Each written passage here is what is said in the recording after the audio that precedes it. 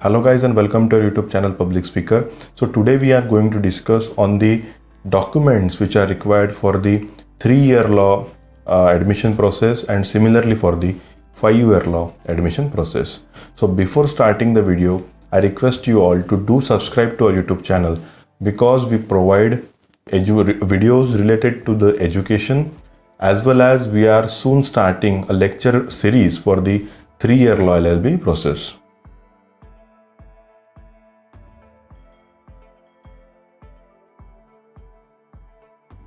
So guys, video शुरू करने से पहले आपको इम्पॉर्टेंट डेट्स पता होनी चाहिए एडमिशन प्रोसेस से रिलेटेड। तो जो 3-year लॉ के स्टूडेंट्स है जो एडमिशन लेना चाहते हैं, उन सारे बच्चों को ये पता होना चाहिए कि 29 जनवरी मतलब 29 जनवरी को जो है वो फाइनल मेरिट लिस्ट पब्लिश होने वाली है MHT CET के तरफ से शाम 5 बजे के बाद। तो आपको जो है आपका नाम इस मेरिट लिस्ट में चेक करना है, इसमें आपका नाम परफेक्टली है या नहीं, सारे जो रिमार्क आए हैं वो भी परफेक्ट है या नहीं, आपको इस मेरिट लिस्ट में चेक करना है। दूसरी जो इम्पोर्टेंट डेट है वो है 3 फरवरी। 3 फरवरी को आपका जो है वो कॉलेजेस का अलॉटमेंट होगा।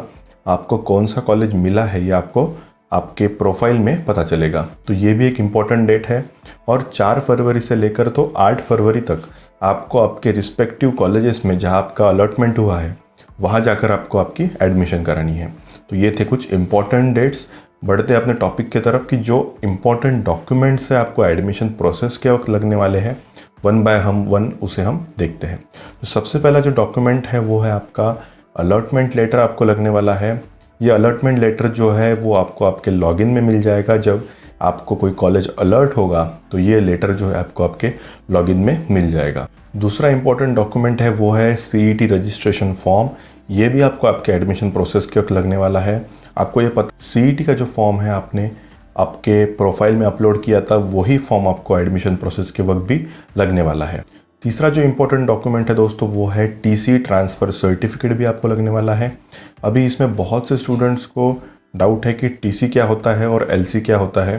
तो TC ये ट्रांसफ़र सर्टिफिकेट होता है और LC जो है वो लिविंग सर्टिफिकेट होता है।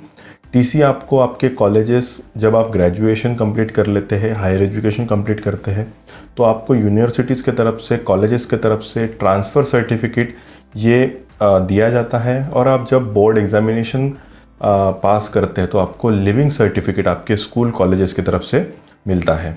तो ये था डिफरेंस। इस चीज़ को लेके बहुत से स्टूडेंट्स के मन में डाउट था, तो इस वीडियो के माध्यम से शायद वो क्लियर हो जाएगा। चौथा जो इम्पोर्टेंट डॉक्यूमेंट वो है आपका 10th का, 12th का, ग्रेजुएशन का, और अगर आपने PG किया है तो पोस्ट ग्रेजुएशन का मार्कशीट जो है वो आपको इस एडमिशन प्रोसेस के वक्त लगने वाला है।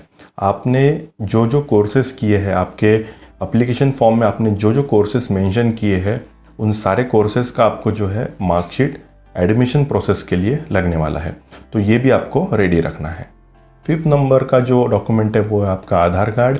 आपका आधार कार्ड भी आपको एडमिशन प्रोसेस के वक्त लगने वाला है।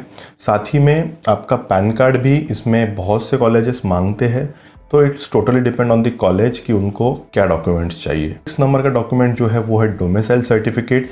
This document is specifically for the Maharashtrian students which belongs to Maharashtra. Domicile certificate होता है जिससे पता चलता है कि आप उस स्टेट के डोमिसाइल है, मतलब आप उस स्टेट के रेसिडेंस हैं। और नेशनैलिटी जो होती है उससे ये प्रूव होता है कि आप इंडियन सिटीज़न हैं। तो दोनों में डिफरेंस है, डोमिसाइल और नेशनैलिटी ये अलग है। इसमें भी स्टूडेंट्स को कंफ्यूज नहीं होना है। जो बच्चे कास्ट से बिलोंग करते हैं, रिजर्वेशन जिनको लागू है, ऐसे सारे बच्चों के लिए कास्ट सर्टिफिकेट भी इम्पॉर्टेंट है। आपको ये एक ओरिजिनल सेट और जेरोक्स सेट में ये सारे डॉक्यूमेंट्स आपको देने हैं। तो नेक्स्ट डॉक्यूमेंट जो है वो है कास्ट वैलिडिटी। कास्ट वैलिडिटी भी आपको आपके एडमिशन प्रोसेस के वक्त लगने वाला है। कास्ट वैलिडिटी जिन बच्चों को अप्लीकेबल है, मीन्स जो बच्चे कास्ट में आते हैं ऐसे स्टूडेंट्स को सिर्फ कास्ट वैलिडिटी अप्लीकेबल है। इसमें बहुत से स्टूडेंट पूछते हैं कि हम जनरल कैटेगरी से बिलोंग करते हैं, हमें कास्ट सर्टिफिकेट लगेगा क्या? तो दोस्तों आपको ये कास्ट सर्टिफिकेट नहीं लगने वाला। अभी कास्ट वैलिडिटी को लेकर भी बहुत से स्टूडेंट्स के मन में डाउट है कि हमारे पास रिसिप्ट है, उस पर हमारी एडमिशन होगी क्या? तो दोस्तों ये सारी चीज़ें जो है वो इंस्टीट्यूशन, यूनिवर्सिटी और स्टेट गवर्नमेंट पर डिपेंड है कि वो आपको कास्ट वैलिडिटी सबमिट करने की डेडलाइन क्या देते हैं, ये भी देखना पड़ेगा। लेकिन मैं आपको सजेस्ट करता हूँ कि अगर आपके पास कास्ट वैलिडिटी हो तो उसको रेडी रखिए, नहीं हो तो रिस्पेक्टिव आपके ऑफिसेस में जाकर, आपके जो समाज कल्याण ऑफिस होते हैं वहाँ जाकर आप उसकी इंक्वायरी कीजिए और जल्द से जल्द कास्ट वैलिडिटी कैसे मिलेगी उसके लिए आप ट्राई कीजिए। तो दोस्तों नेक्स्ट डॉक्यूमेंट जो है वो है non criminal certificate. Non criminal certificate भी आपको एडमिशन प्रोसेस के वक्त लगने वाला है।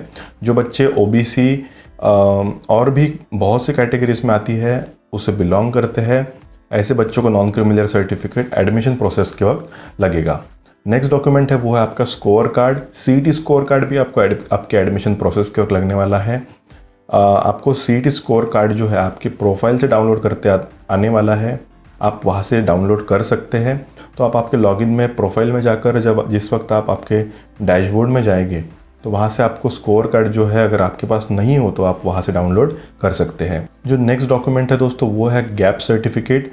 ये जिन बच्चों को अप्लीकेबल है वही बच्चे गैप सर्टिफिकेट बनाइए। जो बच्चों ने एजुकेशन के पहले गैप लिया है, मींस करंट एकेडमिक ईयर के पहले अगर उनका गैप होगा तो कोई दिक्कत नहीं है, लेकिन अगर करंट एकेडमिक के ईयर के बाद, मींस अगर आप गैप लेने के बाद एडमिशन ले रहे हैं तो आपको गैप सर्टिफिकेट ये रिक्वायर्ड है, अप्लीकेबल है। आपको गैप सर्टिफिकेट ये बना लेना है किसी भी महाई सेवा केंद्र से, या फिर आप नोटरी भी उसको करा सकते हैं।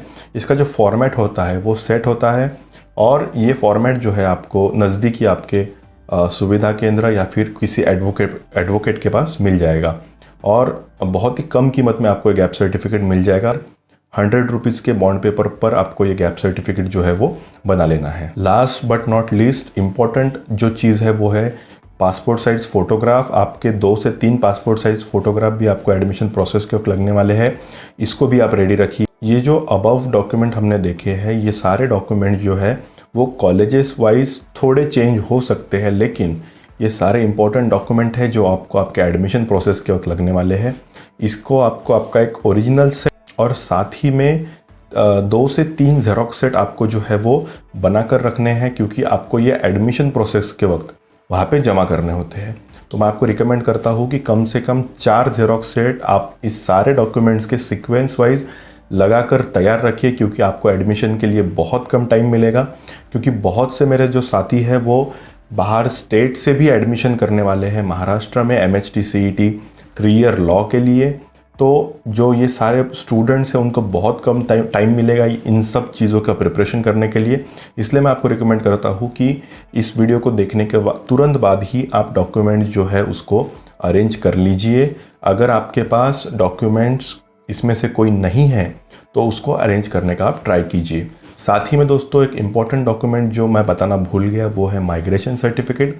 माइग्रेशन सर्टिफिकेट अगर आप यूनिवर्सिटी चेंज करते हैं तो आपको माइग्रेशन सर्टिफिकेट की भी ज़रूरत वहाँ पे पड़ेगी। माइग्रेशन सर्टिफिकेट आपको आपकी यूनिवर्सिटी से ऑब्टेन करना पड़ेगा, उसके लिए भी आपको अलग से फॉर्म भरना होता है।